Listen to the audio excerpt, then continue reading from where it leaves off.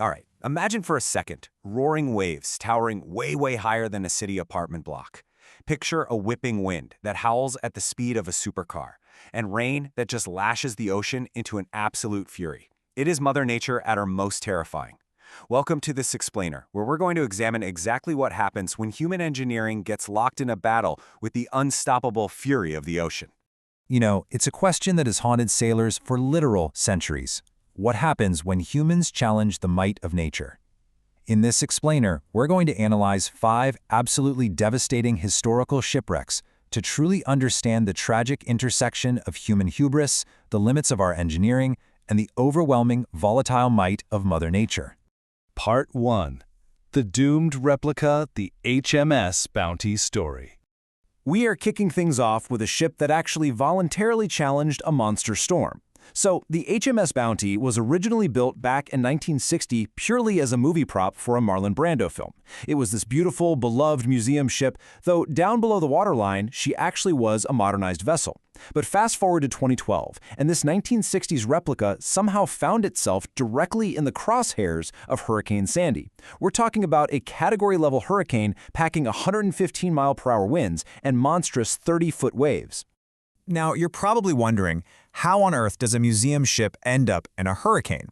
Well, it comes down to this exact philosophy, which was championed by her skipper, Captain Robin Walbridge. He believed that a ship is safer at sea than in port. So, despite having a largely inexperienced volunteer crew, Walbridge gathered everyone together and announced his plan to sail the Bounty out of Connecticut just to bypass the worst of the storm.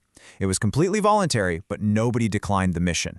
And despite having modern safety equipment aboard, that fatal hubris led them directly into an unstoppable weather front. The Bounty just got absolutely battered out there. With a failing engine and 90-knot gusts physically throwing the crew around, Captain Walbridge finally sent out a distress call. The Coast Guard managed to execute this epic, heroic rescue mission, recovering all but 2 of the crew from those treacherous waves. But tragically, Captain Walbridge and a volunteer crew member named Claudine Christian were lost to the sea. And this illustrates a genuinely haunting historical irony. You see, Claudine was actually a direct descendant of Fletcher Christian, the very man who led the infamous mutiny on the original HMS Bounty back in 1789. 2 ships, exact same name, separated by 220 years, and both suffering terrible fates. Section 2. Struck by a rogue wave. The loss of the München. Now, while the Bounty's crew kind of knew what they were sailing into, sometimes ships are just caught completely off guard by terrifying anomalies. Take the 1978 loss of the München, for example. At 3 a.m., out in the pitch-black North Atlantic, other ships picked up a garbled SOS. Operators could just make out a mayday and one chilling detail, a 50-degree starboard list. Let that sink in. For a massive 850-foot cargo ship to lean 50 degrees, that means something absolutely catastrophic had occurred in the dark. The ship just vanished. It took all 28 crew members with her. But months later, a single, twisted lifeboat block was recovered. The metal pins on it were bent by an unbelievable amount of force. From this, investigators reconstructed a horrifying sequence. The München likely plunged deep into a wave trough, and then a massive, poorly understood rogue wave smashed right down onto the deck. The force ripped the lifeboat away entirely and smashed into the bridge, completely destroying their steering. Dead in the water and sitting broadside to the storm, the ship listed to that fatal 50-degree angle before finally rolling over completely. Part 3. The deadly migrant voyage. The Cataraqui tragedy. Let's shift our focus back to the 1800s for a minute, an era when the ocean was even more unforgiving. We find the Cataraqui. Departing England in April 1845, the ship labored across the sea for months, with nearly 400 hopeful immigrants crammed aboard. By August, as they were finally nearing Australia, they hit a fierce gale. Now, because this was way before GPS, navigation relied entirely on the sun and stars. But the storm was so thick, the captain couldn't take a reading for 4 solid days. Groping, completely blind in the dark, the ship violently crashed onto the jagged reefs of King Island at 4 a.m. Within just an hour, she rolled onto her port side. By late afternoon, the sheer immense stress of those thunderous waves just snapped the ship right in two. The human cost of this one is just devastating. Despite some truly heroic efforts by the crew to haul passengers up to the deck, the waves relentlessly wash them away. Look at these numbers. Out of 423 souls on board, only 9 men miraculously survived. 414 people died in that freezing surf. And, tragically, not a single woman or child survived the wreck. It's heartbreaking. Section 4. The El Faro Tragedy. Lost in Hurricane Joaquin. Jumping right back to the modern era, we have to face one of the most shocking disasters in recent memory. I want you to think about the hauntingly calm final audio transcripts of the El Faro's captain calling the emergency line. He simply says, "We've lost the main propulsion unit. The engineers cannot get it going." You have to understand, without propulsion, a massive ship cannot point its bow into the wind. It becomes completely helpless, just getting battered from all sides by 130-mile-per-hour winds. Water flooded the cargo holds, tilting the ship dangerously. And shortly after this call, all communications from the El Faro just went dead. So how does a modern vessel just vanish like that?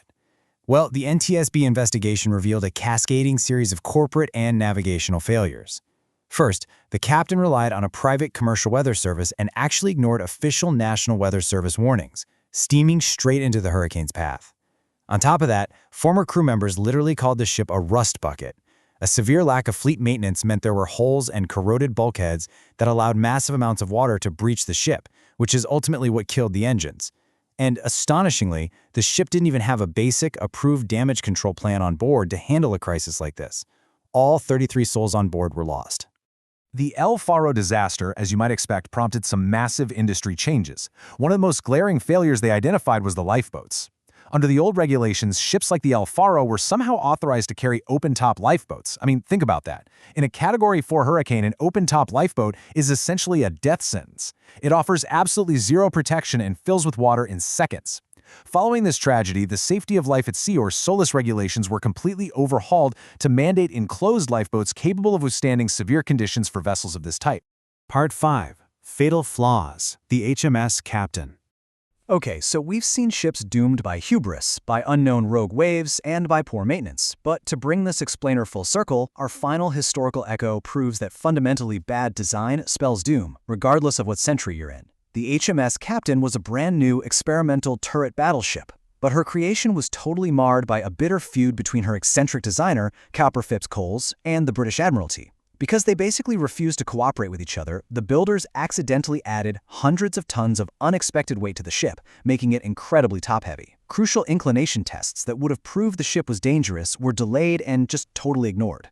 And so, with all this bureaucratic whitewashing and sheer communication failure baked right into her steel, she sailed straight into a severe gale off the coast of Spain on her very first mission. In the pitch dark of the storm, the ship was hit by fierce winds. The captain frantically tried to reduce the sails, calling out in the storm to ask what the ship's heel angle was. The answer shouted back to him was chilling, 18 degrees.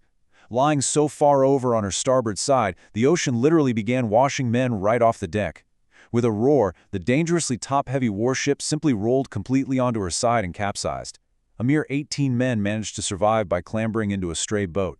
Nearly 500 men, including the ship's captain and her designer, were lost to the sea that night. Which really leaves us with this final provocative thought. Will humanity ever truly conquer the volatile might of the ocean? I mean, from wooden migrant ships steering blind, to movie props challenging hurricanes, to massive steel cargo ships dead in the water, the lesson remains agonizingly consistent. No matter the era we're in, no matter our technology, and no matter the ship, underestimating Mother Nature is a fatal mistake. The ocean demands our respect, and as these 5 tragic stories show, it will ruthlessly exploit any flaw in our engineering or our judgment. Thank you so much for joining me for this explainer. Keep learning and stay curious out there.